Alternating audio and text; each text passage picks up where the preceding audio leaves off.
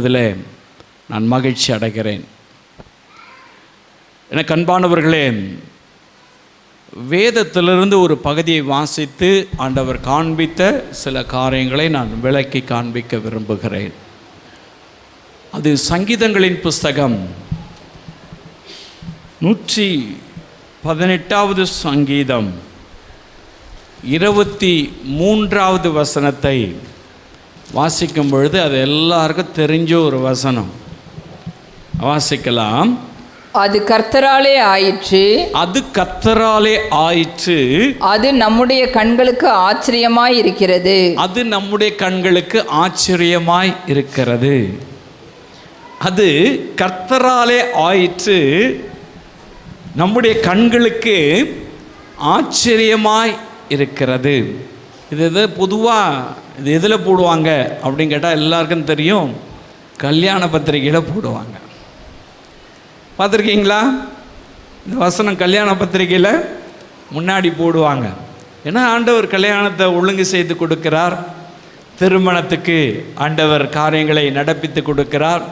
அது எங்களுக்கு ஆச்சரியமாக இருக்கே அப்படின்னு ஆண்டவருடைய நாமத்தை மையப்படுத்துவதற்காக இந்த வசனத்தை நீங்கள் நிறைய கல்யாண பத்திரிகை, திருமண பத்திரிகையில் போடுகிறதை நீங்கள் பார்க்க முடியும். ஆண்டவர் நமக்கு என்ன பேச விரும்புகிறார் என்பதை நாம் கவனிக்க வேணும்.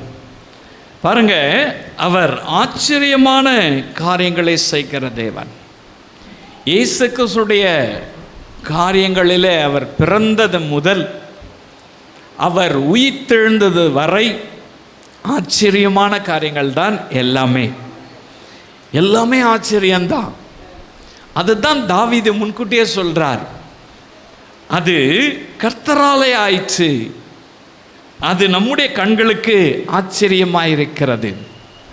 நான் ஆடு மேய்ச்சிட்டு இருந்தேன், வயல்வெளியில் சுற்றி திரிந்துட்டு இருந்தேன், காட்டுக்குள்ளே போயிட்டு இருந்தேன்.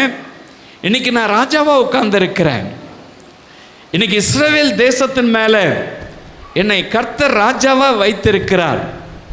இது கண்களுக்கு ஆச்சரியமாக இருக்கு, எனக்கு அது ஆச்சரியமாக இருக்கு அப்படின்னு சொல்லி தன்னுடைய எக்ஸ்பீரியன்ஸை, தன்னுடைய வாழ்வில் நடந்த சாட்சியை தாவீது ரொம்ப அழகாக சொல்கிறார்.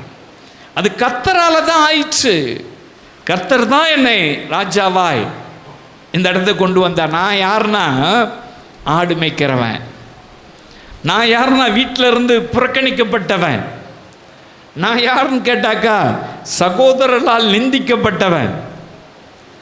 என்ன அற்பமாக எல்லாருமே நினைச்சாங்க. ஆனால் இன்னைக்கு இஸ்ரவேல் தேசத்தின் மேலே ராஜாவாய் கர்த்தர் வைத்திருக்கிறார்.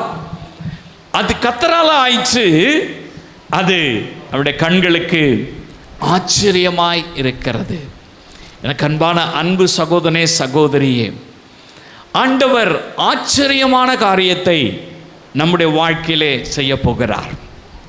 ஒவ்வொரு காரியமும் எதிர்பார்க்காத, நம்ப முடியாத ஆச்சரியமான காரியத்தை செய்கிறவர் ஆண்டவராகிய இயேசு கிறிஸ்து.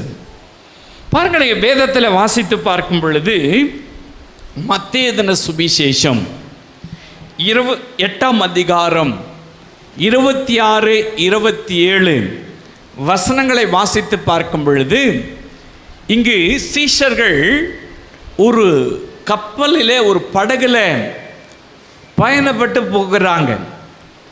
அவங்க பயணப்பட்டு போகும் பொழுது பார்த்தீங்கன்னாக்கா பெருங்காற்று கடலில் வர்றது. இயேசு அந்த படகுல ஒரு மூலையில் படுத்து தூங்கிட்டு இருக்கார், கீழ்த்தட்டில் ஒரு படுத்து தூங்கிட்டு இருக்கார். பார்த்தீங்கன்னு சொன்னாக்கா பெரிய காத்தடிக்குது, அலை அப்படியே போட்டை முழுகிற மாதிரி வருது. பார்த்தீங்கன்னா சீஷர்களுக்குள்ள பயம். இயேசுவை எழுப்புறாங்க போய், ஐயோ நாங்கள் சாகிறோமே, நாங்கள் மடிந்து போகிறோமே, பயமா இருக்குது, அமைதியில் இல்லாமல் இருக்கிறோமே, மிகுந்த மன உளைச்சலோடு இருக்கிறோமே, மரணம் கிட்ட வந்துடுச்சு போல இருக்குது, இதை கண்டுகொள்ள மாட்டீங்களா அப்படின்னு இயேசுவை எழுப்பி முறையிடுறாங்க. இயேசு அற்ப விசுவாசிகளை, எது வரைக்கும் நான் கூட இருப்பேன் அப்படின்னு சொல்லிட்டு வாசிக்கலாம். அதற்கு அவர் அற்ப விசுவாசிகளே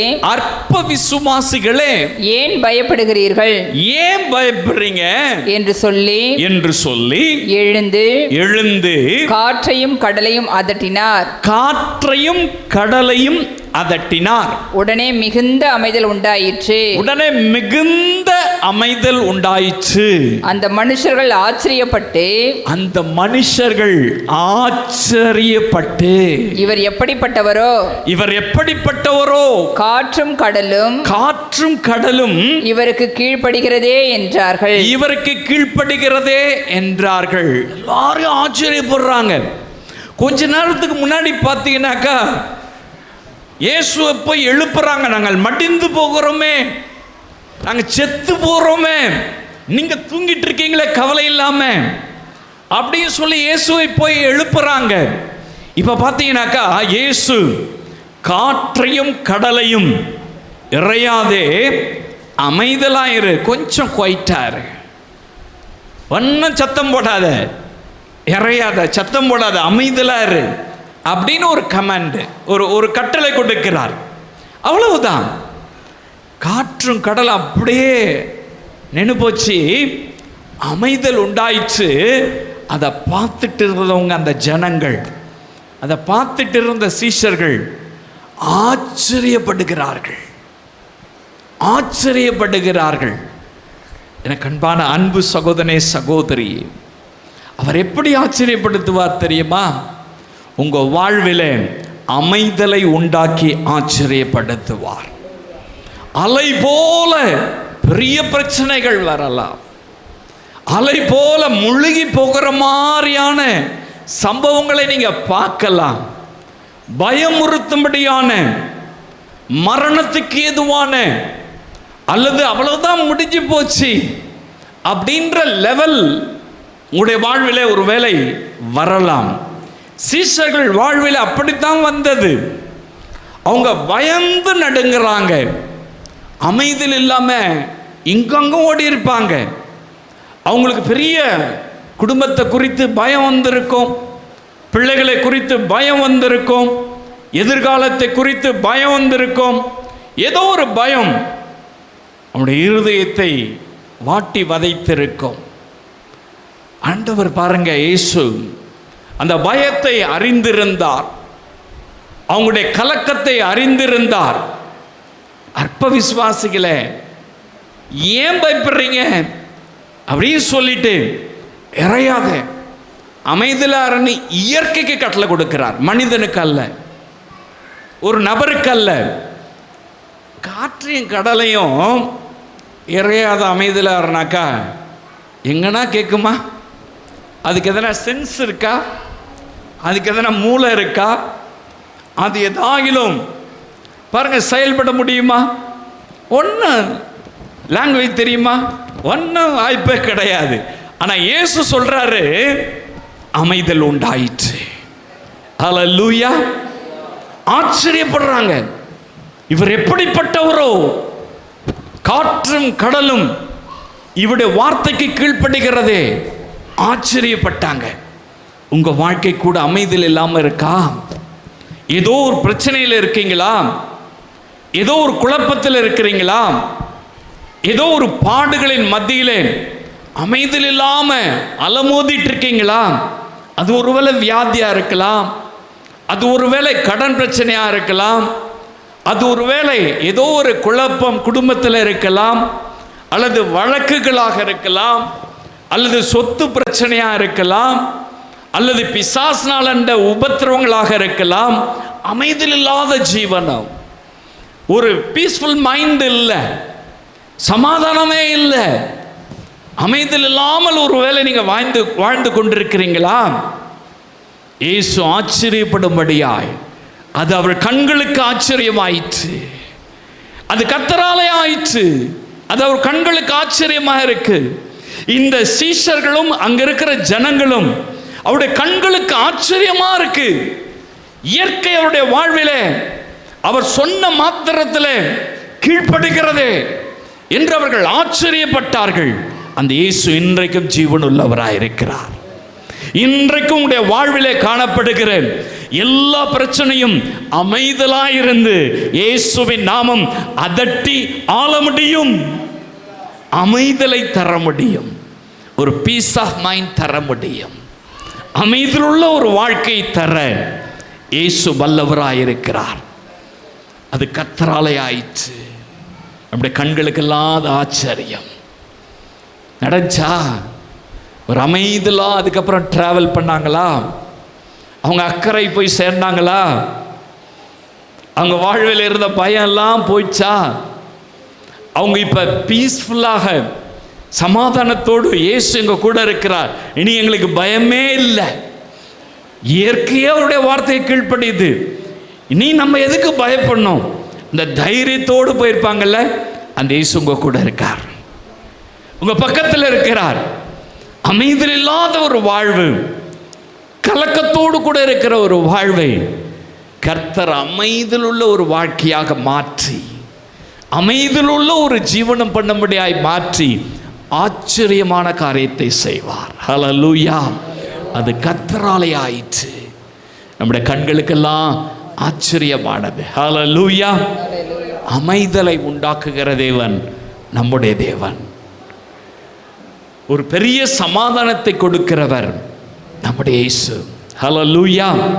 அவர் உங்க கூட இருக்கார்ல, உங்க வாழ்க்கையில பயணம் செய்கிறார்ல. அவர் தூங்கிட்டு இருக்கிற போல இருக்கலாம், அவர் இல்லாதது போல இருக்கலாம், அவருடைய பிரசன்ஸை உணராம ஒரு வேலை இருக்கலாம். சீஷர்கள் அப்படிதான் இருந்தாங்க. போட்டு போயிட்டு இருக்கு, பெரிய காற்று அடிக்குது, அலை வந்து மோதுது, தண்ணீர் குவியெல்லாம் வந்து மேலே விழுந்திருக்கும். அப்போ பார்த்தீங்கன்னா எல்லாரும் இங்கும் அங்கே அலமோதி இருப்பாங்க, இருக்கிற பொருள்லாம் தூக்கி போட்டிருப்பாங்க, அவங்களுக்கு தெரிஞ்ச டெக்னாலஜியெல்லாம் யூஸ் பண்ணியிருப்பாங்க. அவங்க பயணப்படுகிற நாட்களில் இப்படிலாம் நடந்தால் என்ன பண்ணலாம் அப்படின்றத உத்தேசித்திருப்பாங்க. அங்கே போட்டு ஓட்டுற அந்த கேப்டன் அந்த மாலுமிகிட்ட இப்படியெல்லாம் இருக்குது என்ன பண்ணுறதுன்னு கேட்டிருப்பாங்க. இதெல்லாம் நடந்திருக்கும். இயேசு தூங்கிட்டு இருக்கார், அவர் அமைதியாக தூங்கிட்டு இருக்கார், எதை பற்றியும் கவலைப்படல. உங்கள் வாழ்க்கையில் கூட அமைதியாக இருப்பார், அமைதியாக இருப்பார். நீங்கள் போகிற பாதையில், நீங்கள் நடக்கிற பாதையில் ஒரே பிரச்சனையாக இருக்கும், ஒரே கலக்கமாக இருக்கும், ஒரே பயமாக இருக்கும். இன்னும் நடக்குது, அவ்வளோதான், முடிஞ்சிச்சு அப்படின்னு நினச்சி நீங்கள் ஓடிட்டு இருக்கலாம். பிரியமான அன்பு சகோதரனே சகோதரியே, தூங்கிட்டு இருந்தவர் எழுந்தார். அற்ப விசுவாசிகளை ஏன் பயப்படுறீங்க? நான் வல்லமையுள்ள தேவன் என்பது உங்களுக்கு தெரியாதா? இயற்கையின் மேல் அதிகாரம் உள்ளவர் என்பதை தெரியாதா? உன் வாழ்க்கையில வீசுற புயலை என்னால் அடக்க முடியாதா? உன் வாழ்க்கையில உண்டாகிற இப்படிப்பட்ட கலக்கங்களை என்னால் மாற்ற முடியாதா? நான் உன் வாழ்க்கை படகுல நான் பயணமாயிட்டு தானே இருக்கிறேன், உன் கூட தானே நான் இருக்கிறேன், உன்னோடு கூட தானே நான் டிராவல் பண்றேன், உன் கூட தானே நான் படுத்து உறங்கிட்டு இருக்கிறேன். ஏன் பயப்படுறீங்க? அமைதியில இறையாது, அவ்வளவுதான், முடிஞ்சு கதை. அப்படிதான் உங்க வாழ்க்கையை அமைதல் படுத்துகிற தேவன் இயேசு. அவர் ஆச்சரியமா இருக்கும். இவர் யாரோ, எப்படிப்பட்டவரோ தெரியலையே, ஆச்சரியம். அது கர்த்தரால் ஆயிற்று. நம்முடைய கண்களுக்கெல்லாம் ஆச்சரியம். இயற்கை அமைதலாவதே, காற்றும் கடலும் அவர் சொல்ற ஒரே ஒரு வார்த்தைக்கு கீழ்ப்படியுதே. அப்ப பாருங்க, அவங்களுக்கு ஆச்சரியம். அப்படித்தான் இயேசு நம்முடைய வாழ்விலே காணப்படுகிற எந்த குழப்பமாக இருந்தாலும் ஆச்சரியமான காரியத்தை செய்கிறார். விசுவாசிக்கிறீங்களா? ஹல்லேலூயா! ஒரு ஆச்சரியமான காரியத்தை செய்கிறவர். நம்முடைய கண்களுக்கெல்லாம் ஆச்சரியமா இருக்க போகுது. ஒரு பெரிய காரியங்களை செய்கிறவர். சீஷர்களுக்கு ஆச்சரியப்பட்டு அவங்க பாருங்க அக்கறைக்கு போய் சேர்ந்தாங்க. எந்த பயமும் இல்லை, அமைதியுள்ள ஜீவனம் பண்ணும்படியாய் கர்த்தருடைய வாழ்க்கையை மாற்றி கொடுத்தார். உங்கள் வாழ்க்கையிலும் கூட ஏதோ ஒரு புயல், ஏதோ ஒரு கலக்கம், அது கடன் பாரம் இருக்கலாம், ஏதோ ஒரு பிரச்சனை, ஏதோ ஒரு கலக்கம் உங்களை அப்படியே இரிட்டேட் பண்ணிகிட்டே இருக்கலாம், உங்களை வேதனை படுத்திகிட்டே இருக்கலாம். மாறி மாறி அதுவே உங்களுடைய வாழ்வில் உங்களுக்கு பெரிய டென்ஷனாக இருக்கலாம். பயப்படாதீங்க, இயேசு உங்கள் உள்ளத்தில் இருக்கிறார். நீங்கள் எங்கே போனாலும் உங்கள் கூட இருக்கிறேன்னு சொன்னார். அவர் எங்கே போனாலும் ஜீவனுள்ள நாளெல்லாம் நம்ம கூட வருகிறவர். உலகத்தின் முடிவு விரதம் சதா காலங்களிலும் நான் உங்களோடு கூட இருக்கிறேன்னு சொல்றார். உங்க வாழ்க்கையில நீங்கள் பயணப்படுகிற உங்கள் வாழ்க்கை பயணத்தில் அவர் கூடவே இருக்கிறவர். அப்படி எழும்பும் பொழுது அவர் ஒரே ஒரு வார்த்தை சொல்வார், இறையாத அமைதலாருன்னு சொல்வார். தட்ஸ் ஆல், முடிஞ்சிச்சு கதை. அமைதல் உண்டாயிடும். அது ஆச்சரியம் தானே? உங்களுக்கு செய்ய மாட்டாரா?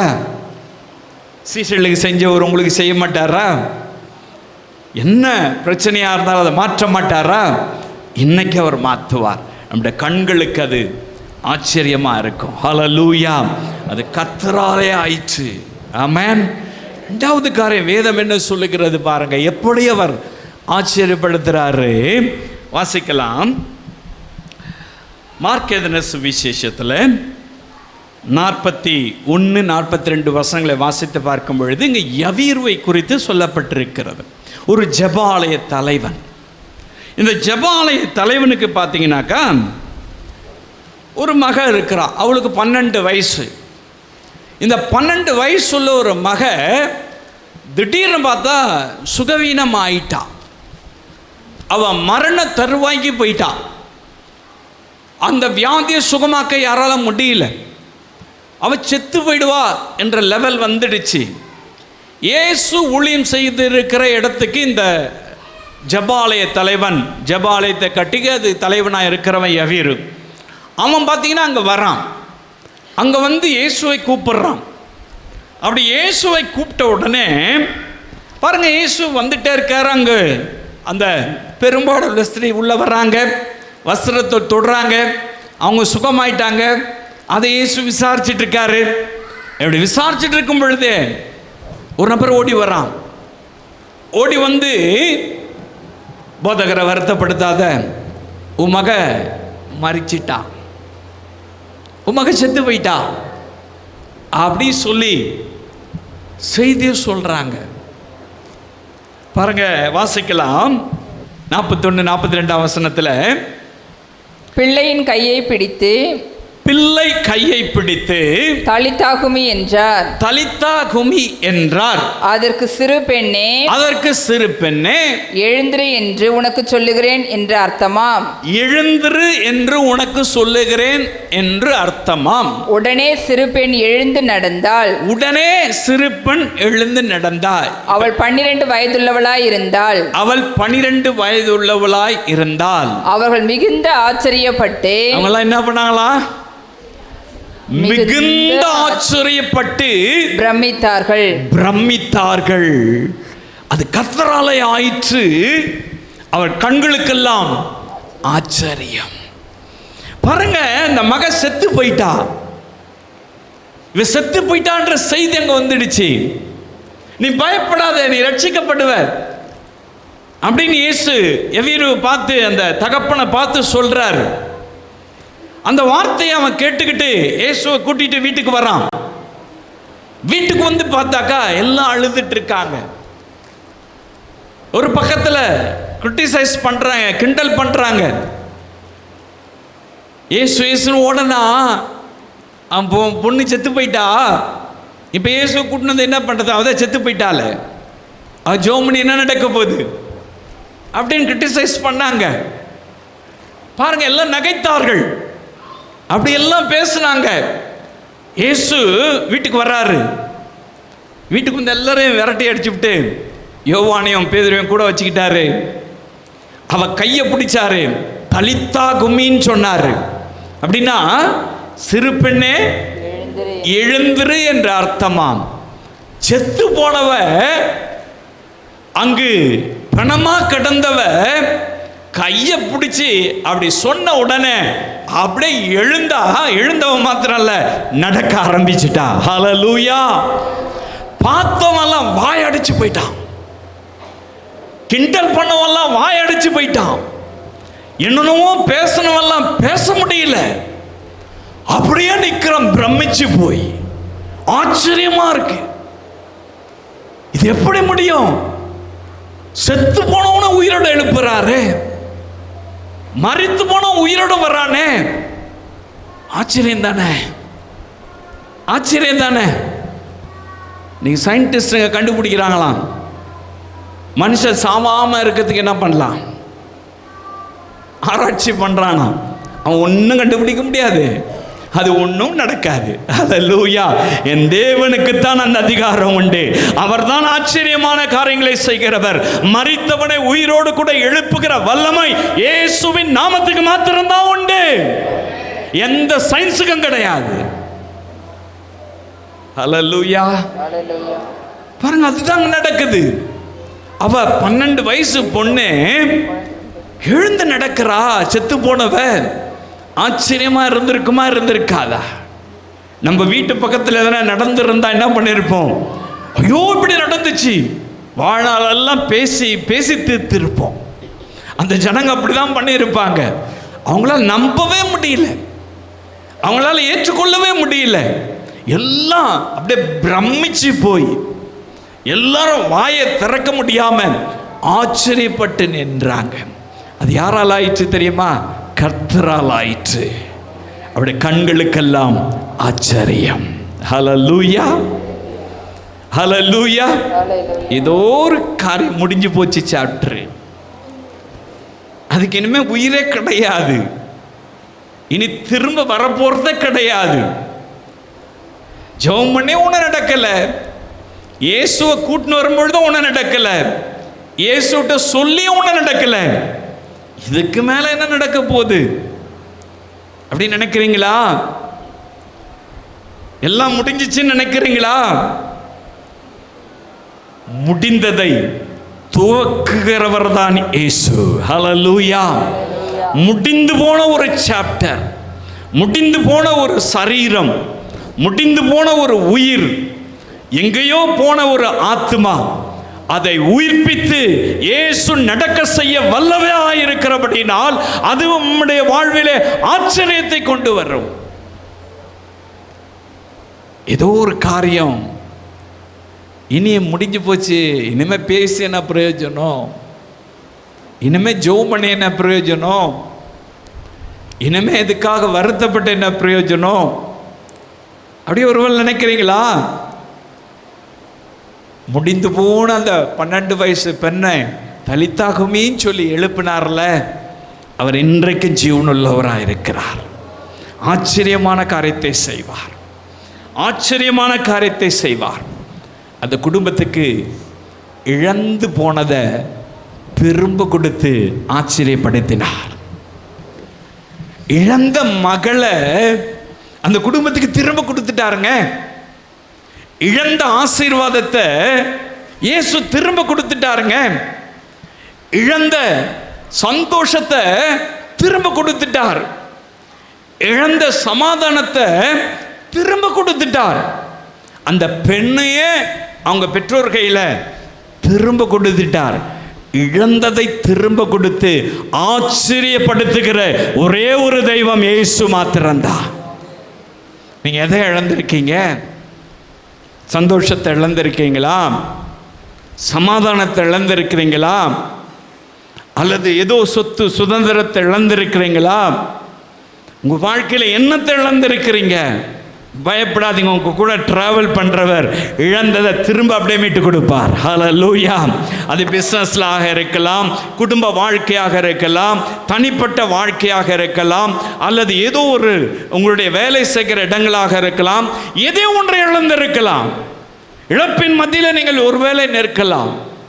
இழப்பின் மத்தியில் நீங்கள் ஒருவேளை தடுமாற்றத்தோடு கூட இருக்கலாம். ஐயோ எல்லாத்தையும் விட்டுட்டனே அப்படின்னு நீங்க ஃபீல் பண்ணலாம். இல்லை, இயேசு திரும்ப கொடுத்து நம்மை ஆச்சரியப்படுத்துவார். ஹல்லேலூயா. யவீருக்கு முடிஞ்சு போச்சு, மக போயிட்டா, முடிஞ்ச சாப்டர். பாருங்க, இயேசு வந்தாரு, தலித்தாக்குமி சொன்னாரு, இழந்த திரும்ப மகளை கொடுத்துட்டாருங்க. ஆச்சரியம் தானே? நீங்கள் இழந்ததை திரும்ப தர மாட்டாரா? நீங்கள் இழந்த ஆசீர்வாதத்தை திரும்ப தர மாட்டாரா? நீங்கள் இழந்த வேலையை திரும்ப தர மாட்டாரா? நீங்கள் இழந்த சமாதானத்தை திரும்ப தர மாட்டாரா? நீங்கள் இழந்த பரிசுத்தத்தை திரும்ப தர மாட்டாரா? நீங்கள் இழந்த ஜெப வாழ்க்கையை திரும்ப தர மாட்டாரா? நீங்கள் இழந்த ஆவிக்குரிய ஜீவியத்தை திரும்ப தர மாட்டாரா? முடிஞ்சிச்சுன்னு நினைக்காதீங்க. இயேசு உயிர்ப்பிக்கிற தேவன். அவர் ஆவியா இருக்கிறார். அவர் இன்னும் நம் நடுவிலே உலாவிக் கொண்டிருக்கிறார். அவர் ஜீவனுள்ள தேவன். யவீரு குடும்பத்துக்கு திரும்ப கொடுத்தவர் உங்க குடும்பத்துக்கு திரும்ப தருவார். தனிப்பட்ட வாழ்க்கையில திரும்ப தருவார். கலங்காதீங்க, பயப்படாதீங்க. அவர் ஆச்சரியமான காரியத்தை செய்கிறவர். அது கர்த்தராலே ஆயிற்று. இந்த கண்களுக்கெல்லாம் ஆச்சரியம். அது கர்த்தராலே ஆயிற்று. நம்முடைய கண்களுக்கெல்லாம் ஆச்சரியம். அந்த குடும்பம் ஆச்சரியப்பட்டிருக்கல்ல, அவங்க சுற்றி இருந்த ஜனங்கள்லாம், அந்த ஊரெல்லாம் ஆச்சரியப்பட்டிருக்கல்ல, சர்ப்ரைஸாக இருந்திருக்கும். எப்படி இது முடிஞ்சிச்சு? எப்படி இது நடந்தது? நேருக்குறா நடக்குது. எங்க மறைமுகமாலாம் நடக்கல, நேருக்கு நேர் நடக்குது. செத்து போன பணத்தை பார்த்தேன்.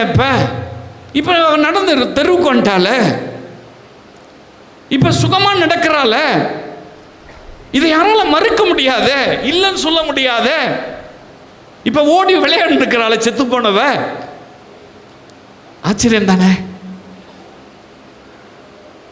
திரும்ப கொடுத்து ஆச்சரியப்படுத்தின என் இயேசு இன்னைக்கு உங்க வாழ்க்கையில நீங்கள் எது இழந்திருந்தாலும் சரி அதை திரும்ப கொடுக்க பார்க்கிறார். விசுவாசிங்க. ஹல்லேலூயா.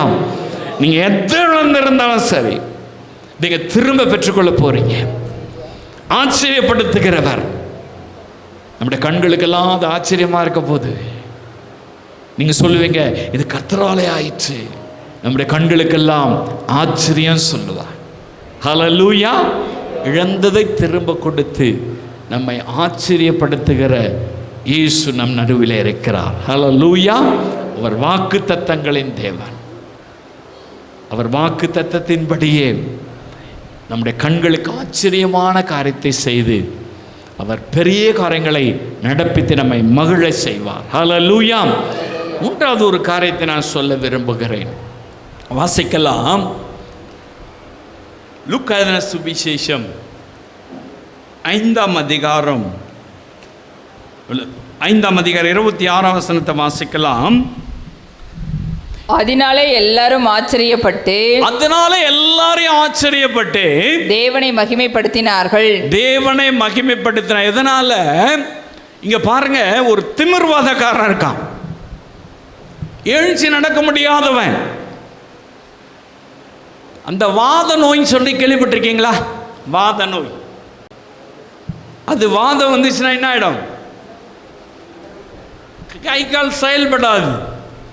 அந்த மாதிரி முடக்கு வாதத்தினாலே பாதிக்கப்பட்டவன் தான் இந்த திமிர்வாதக்காரன். அந்த வியாதி அவனை அட்டாக் பண்ணிடுச்சு. அவன் படுத்த படுக்க கிடக்கிறான். அப்படி படுத்த படுக்க கிடக்கிறவனை இயேசு அந்த ஊரில் போய் ஊழியம் செய்ய போகிறார். ஒரு வீட்டில் ஊழியம் செய்கிறார். வீட்டில் ஜெபம் நடத்துகிறார். இப்போல்லாம் பாஸ்டர்மார்கள்லாம் நடத்துவாங்கள்ல கிராமங்களில். ஒரு வீட்டில், தேவாலயம் கிடையாது, அது ஒரு வீடு. ஹல்லேலூயா. அந்த வீட்டில் ஜெபம் நடக்குது. அப்போ இயேசு வந்துக்கிறாருன்னொன்னே ஒரு ஊழியக்காரன் வந்தாக்கா என்ன பண்ணுவாங்க? கூட்டம் அற்புத அடையாளம் நடக்குதுனாக்கா அல்ல ஃபுல்லாக வந்து முதல்ல சுகத்தை வாங்கிட்டு போகிறதுக்கு வருவாங்க. மனம் திரும்புகிறாங்களோ இல்லையோ, சுகம் கிடைச்சணும், ஆசீர்வாதம் கிடைச்சணும். ஆமாம், அதுக்காக அப்படிப்பட்ட கூட்டம், ஏராளமான கூட்டம். அந்த வீட்டுக்குள்ளே யாரும் போக முடியாத அளவுக்கு ஃபுல்லாக பேக் ஆகிருக்கு, ஃபுல்லாக ஜனம். இப்போ இந்த திமிர்வாதக்காரன் கூட்டிகிட்டு வர்றாங்க. கூட்டிகிட்டு வரலான்னாக்கா அவன் படுத்துருக்கிற கட்டலோடு எடுத்துகிட்டு வர்றாங்க. 4 பேரை சுமந்துட்டு வரான். எப்படி பாடையை தூக்கிட்டு வராங்களோ, பெட்டியை தூக்கிட்டு வராங்களோ, அந்த மாதிரி அவன் சும்மா படுத்து கிடக்கிறான். அந்த கட்டிலோடு தூக்கிட்டு வராங்க. வேறு வழி கிடையாது அவங்களுக்கு. வந்து பார்த்தாக்கா வீடு ஃபுல்லாக ஜனம், உள்ளே நுழைய முடியல. பார்த்தாங்க, எப்படின்னா என் சீட்டை கொண்டு போயினையா, எப்படின்னா இயேசுகிட்ட கொண்டு போயிடணும் அப்படின்னு சொல்லிட்டு பாருங்க, மேலே பார்த்தா ஓடு தான் இருக்குது, பிரிச்சிருவோம் அப்படின்னு முடிவு பண்ணாங்க. 4 பேரும் ஏறினாங்க. அந்த கட்டில் இறக்குற அளவுக்கு பிரிச்சுக்கிறாங்க பாருங்க, சைலண்ட்டாக பிரிச்சுக்கிறாங்க. தூசியெல்லாம் விழுந்திருக்கல கீழே, அதெல்லாம் விழாமல் ஏசு ஊழியம் செஞ்சுருக்கார், ஜாக்கிரதையாக பிரசங்கம் பண்ணிட்டு இருக்கார் பாருங்க. அழகாக ஒரு ஓடா நைஸாக எடுத்திருக்காங்க, தட்டோடு ஒன்றா எடுத்திருக்காங்க. அப்படி எடுத்து கட்டிலுக்குள்ளே இறக்குற அளவுக்கு ஓப்பன் பண்ணிட்டாங்க. ஓப்பன் பண்ணி கயிறை கட்டி இயேசு ஊழியம் செஞ்சுட்டு இருக்கார், அவருக்கு முன்னாடி கொண்டு வந்து படுக்க வச்சிட்டாங்க. ஹல்லேலூயா. இப்போ பாருங்க, திமிர்வாதக்காரன் முன்னாடி படுத்து கிடக்கிறான்.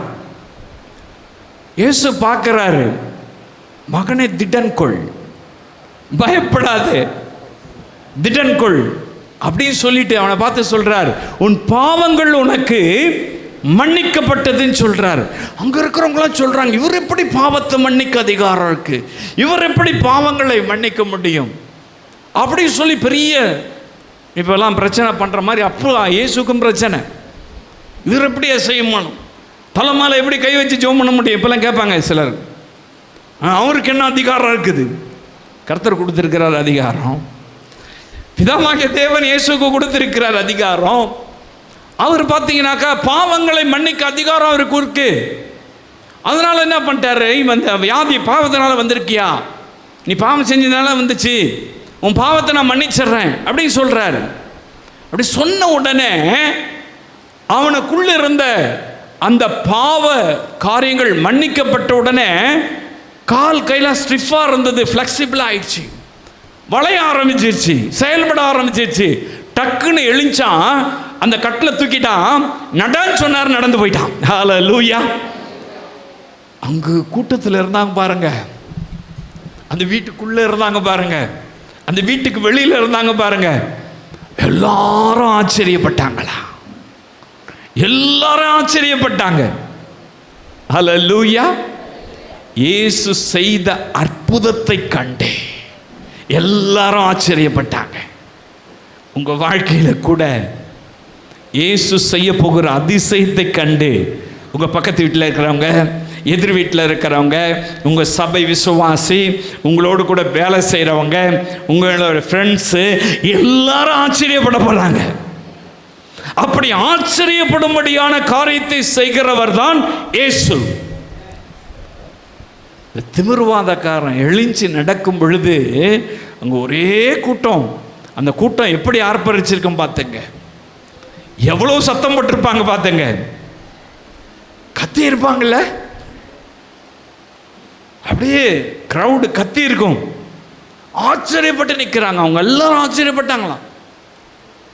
கண்ணுக்கு முன்னாடி நடக்குதுல்ல அற்புதம், கண்ணுக்கு முன்னாடி பாவம் மன்னிக்கப்பட்டதில்ல, கண்ணுக்கு முன்னாடி தூக்கிட்டு வந்தவன் அவன் போட்டிருந்த பெட்டியை தூக்கிட்டு நடக்கிறான்ல,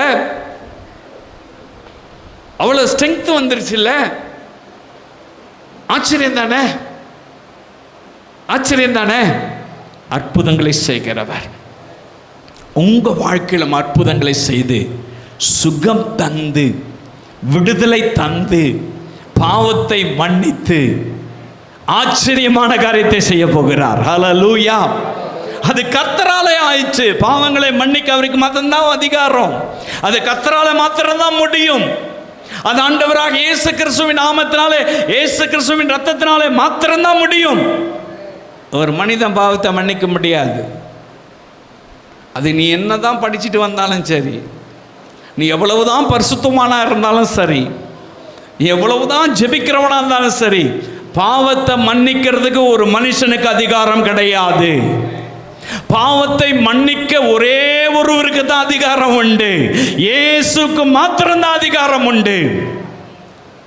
அவர் நமக்காக சிலுவையிலே தன்னுடைய இரத்தத்தை சிந்தி, சிலுவையை சுமந்து, பாடுகளை அனுபவித்து, மரித்து, 3வது நாள் எழுந்த ஒரு மெய்யான தேவன், பாவத்தை மன்னித்து ஒரு மனிதனுடைய வாழ்விலே அற்புதத்தை செய்து மனமாற்றத்தை கொண்டு வந்து ஒரு மனிதனுக்கு சுகத்தை தந்து ஆச்சரியமான காரியத்தை செய்ய இயேசுவாலே மாத்திரம்தான் முடியும். உங்க வாழ்க்கையில் ஆச்சரியமான காரியத்தை கர்த்தர் செய்யணுமா? அற்புதமான காரியத்தை கர்த்தர் செய்யணுமா? இன்னைக்கு திமிருவாதக்காரன் அவனும் பெருசே பரிசுத்தவான் கிடையாது. அவன் பாவின்னு சொல்லிட்டு பகிரங்கமா தெரியுது. பாவத்தினால தான் இந்த வியாதின்னு சொல்லிட்டு தெளிவா தெரியுது. அப்படிப்பட்ட ஒரு நபரையே பார்த்து பயப்படாத திடன் கொள்ளுன்னு சொல்லி அவனை சுகப்படுத்தி அவனுக்கு ஒரு அற்புதத்தை செய்து அங்கே இருக்கிற ஜனங்களெல்லாம் ஆச்சரியப்படுத்தினவர் உங்களுக்கு ஒரு அற்புதத்தை செய்ய மாட்டாரா? உங்களுக்கு ஒரு திருமண வாழ்க்கையை உண்டாக்கி தர மாட்டாரா? உங்களுக்கு ஒரு குழந்தை பாக்கியத்தை ஆண்டவர் தர மாட்டாரா? உங்கள் சபையில் ஆத்துமாக்களை கொண்டு வர மாட்டாரா? உங்களுடைய வாழ்வில் என்னென்ன ஆச்சரியமான காரியத்தை செய்யணுமோ அதெல்லாம் செய்ய மாட்டாரா? என் தேவனாலே கூடாத காரியம் ஒன்றுமில்லை. அவர்கள் எல்லாரும் ஆச்சரியப்பட்டாங்களாம். உங்களை சுற்றி இருக்கிறவங்களாம் ஆச்சரியப்படப்படுறாங்க. உங்களை சுற்றி இருக்கிறவங்களாம் ஆச்சரியப்படும்படியான அற்புதத்தை செய்து ஆச்சரியப்படுத்துகிறவர் இயேசு. அது கர்த்தராலே ஆயிற்று. நம்முடைய கண்களுக்கெல்லாம் ஆச்சரியம். ஹல்லேலூயா. உங்களுக்கு செய்ய வல்லவர் தானே, உங்களுக்கு செய்வார்ல, ஆச்சரியமான காரியத்தை செய்வார்ல.